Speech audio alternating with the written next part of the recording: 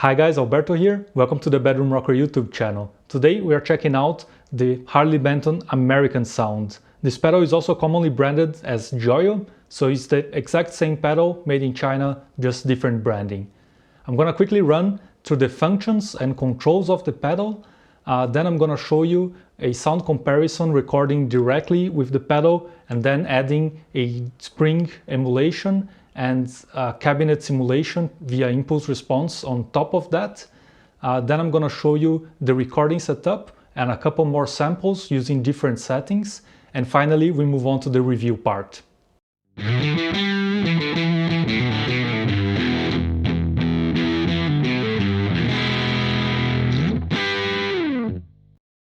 The American Sound attempts to recreate the sound of classic Fender amplifiers. Like a regular amp, it has got a 3-band EQ, a volume and a drive knob. Besides that, it has the voice knob which controls the overall character of the amp simulation.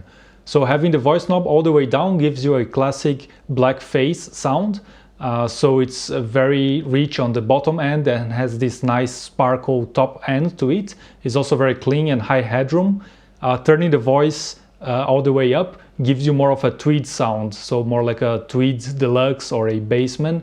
And this means that the pedal will compress faster, will distort more, and is richer in the mid-range. All pedals from the TrueTone series can be used as regular overdrives hitting the front end of your amplifier.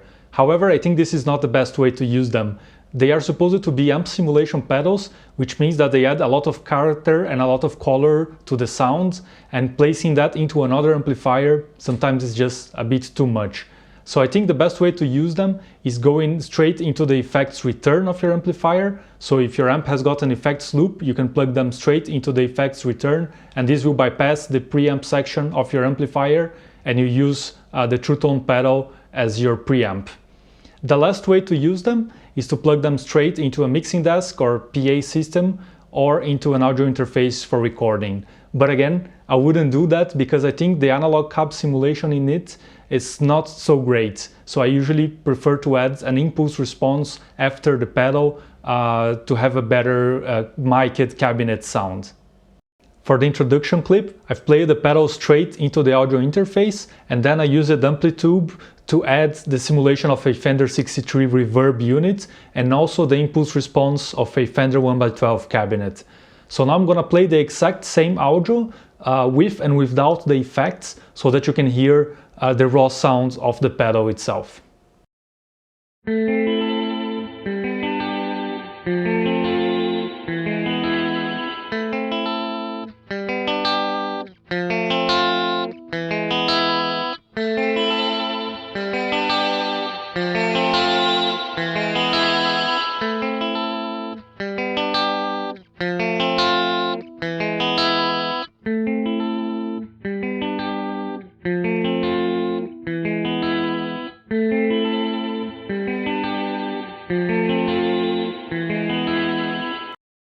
So let me know what you guys think. In my opinion, the pedal does quite a decent job, but adding the impulse response brings it to a whole different new level.